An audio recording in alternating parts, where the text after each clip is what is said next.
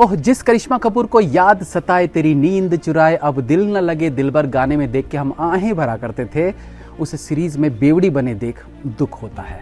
भाई करिश्मा कपूर को इस तरह से सिगरेट पे सिगरेट पीते देख बुरा भी लग रहा था और एक्टिंग वाइज भी वो ये कर नहीं पा रही थी, मतलब सिगरेट पीने की एक्टिंग। तो फिर डायरेक्टर को इतनी चुल क्यों थी कि करिश्मा कपूर के किरदार को इस तरह की बेवड़ी और स्मोकिया बना के दिखाना है। और अगर चुल मिटानी भी थी तो भाई अच्छे से प्रैक्टिस ही करवा देते तो कम से कम रियल लगती। चलिए बात करते हैं करिश्मा कपूर के कमबैक सीरीज की जिसका नाम है ब्राउन।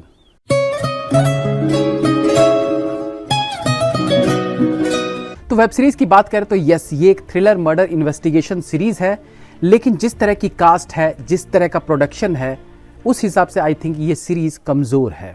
क्योंकि जब मर्डर मिस्ट्री सीरीज है तो सबसे ज्यादा इस बात पर ध्यान दिया जाना चाहिए कि असली कल्प्रिट लास्ट तक गेसिंग पावर से परे रहे, जो ये सीरीज नहीं कर पाती। और लॉजिक बहुत सिंपल सा है कि आप गेस कर पाने में कामयाब क्यों रहते हैं। मैं खुल के नहीं बताऊंगा क्योंकि मैं स्पॉइलर नहीं देना चाहता, बट आजकल ये एक बच्चे को भी समझ आता है कि जब सीरीज या फिल्म में एक इंपॉर्टेंट एक्टर को दिखाया जा रहा है जिसने पास्ट में बढ़िया काम किया है और उस एक्टर को आप पूरी सीरीज में चंद मिनट के लिए कुछ सीन देकर चलता कर देते हैं, तो माइंड में आता है कि यार ये रोल किसी से भी करवाया जा सकता था, इसमें इतने बड़े एक्टर को लेने की क्या जरूरत थी। तब एक फिल्म लवर होने के नाते आपका माथा ठनक जाना चाहिए कि अरे कहीं क्लाइमेक्स में इससे ही तो काम नहीं करवा लिया गया है।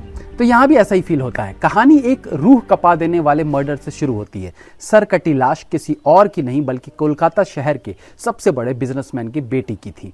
तो जाहिर बात है आदेश सीधे मुख्यमंत्री से आते हैं कि फलाना ऑफिसर को बुलाओ, उसे ये केस दे दो, जैसे हर फिल्म में होता है।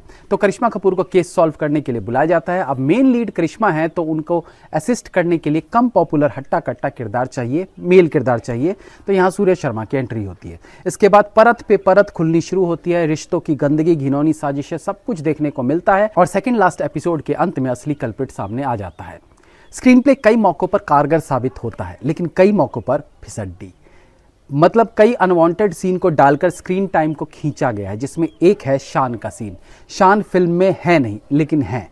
बेवजह के उनके किरदार को बार बार दिखा के समय नष्ट किया गया है। उनका केवल एक सीन भी होता तो करिश्मा कपूर के पास्ट को जज किया जा सकता था, या इवन दीवार पे लटकी एक फोटो से भी काम चल सकता था, बट नहीं। मुस्कुराते हुए शान को कभी बेड पे तो किसी कमरे में तो कभी बीच पर दिखाते रहे हैं।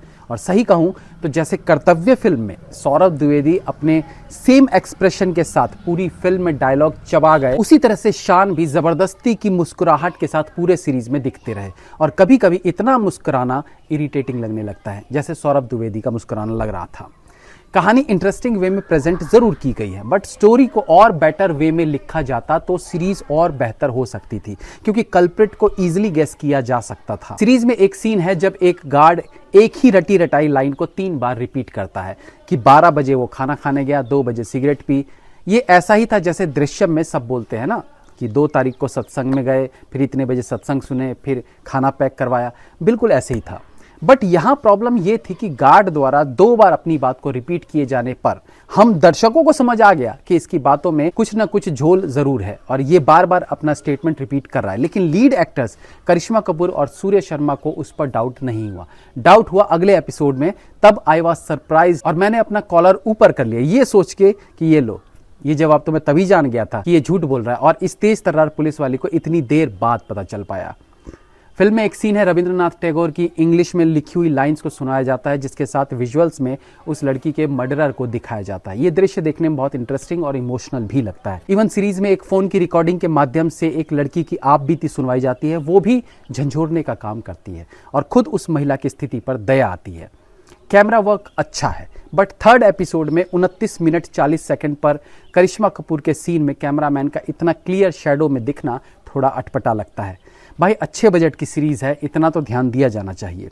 साइको किलर्स वाली फिल्मों में मुझे एक चीज बहुत अजीब लगती रहती है कि साइको किलर पूरी फिल्म में एक आम इंसान की तरह दिखाया जाता है। उसका बिहेवियर बहुत आम सा होता है जैसे सबका होता है, लेकिन जब उसे मर्डरर के तौर पर पहचान लिया जाता है और वो क्लाइमेक्स वाला मर्डर करता है, तब उसकी एक्टिंग अजीब क्यों हो जाती है, वो अलग सी हरकतें क्यों करने लगता है, जबकि पूरी फिल्म में वो आम इंसान की तरह दिख रहा था।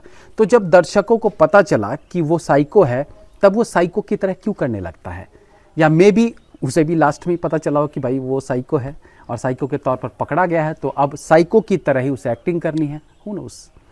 करिश्मा कपूर अपने रोल में अच्छी लगी हैं। उनका एटीट्यूड, उनकी डायलॉग डिलीवरी, जेस्चर्स, पोस्चर्स सब कुछ बढ़िया था। लेकिन उनका स्मोक करना पर्सनली मुझे एक फ़ैन के तौर पर तो बुरा फील करवा ही रहा था, बट एक क्रिटिक के तौर पर इरिटेट भी कर रहा था। करिश्मा कपूर में भी शायद नॉन स्मोकर हों, तभी एक बार भी उन्हें ढंग से सिगरेट पीते नहीं दिखाया गया। हाँ, बात बात पर तेज़ी से वो सिगरेट निकाल ज़रूर लेती थी, लेकिन धुआं अंदर लेने के टाइम पर कट टू दूसरा एंगल ले लिया जाता था, जिससे पता चल रहा था कि वो सिगरेट नहीं पीती होंगी। अब आप एक्टिंग फील्ड में हैं तो आपको सिगरेट पीनी भी आनी चाहिए, और ये चीज़ सही में ख़राब लगती है, मानो उन्हें ज़बरदस्ती पिलाया जा रहा हो। सूर्य शर्मा बढ़िया लगे हैं। उनका एंट्री सीन भी प्रभावित करता है और पूरे सीरीज में भी वो कड़क और इमोशनल दोनों तरह के भावों को लेकर चलते हैं। के Raina again a good actor, उनसे और काम निकलवाया जा सकता था। जीशु सेन गुप्ता अपने रोल में ठीक ठाक दिखे हैं। बाकी के एक्टर्स में सोनी राजदान और हेलन प्रभावित करती हैं। जिस तरह से दोनों बातचीत करती हैं वो बहुत ही रियल सी फील देता है। सीरियसली दोनों अब भी बेहतरीन एक्ट्रेसेस हैं। एक्शन सीन ठीक ठाक है। सीरीज प्रेडिक्टेबल है बट थ्रिलिंग है। डायरेक्शन कुछ मौकों पर निराश करती है, बट स्टिल ये सीरीज आपको एक साथ 7 एपिसोड निपटाने जितना इंटरेस्टिंग ना लगे, लेकिन 2 दिन में एपिसोड खत्म कर देंगे इतना इंटरेस्ट ये बनाए रखती है। मैंने भी 2 दिन में इस सीरीज को खत्म किया है। बाकी करिश्मा, उफ, बचपन का प्यार मेरा भूल नहीं जाना। Have a nice day.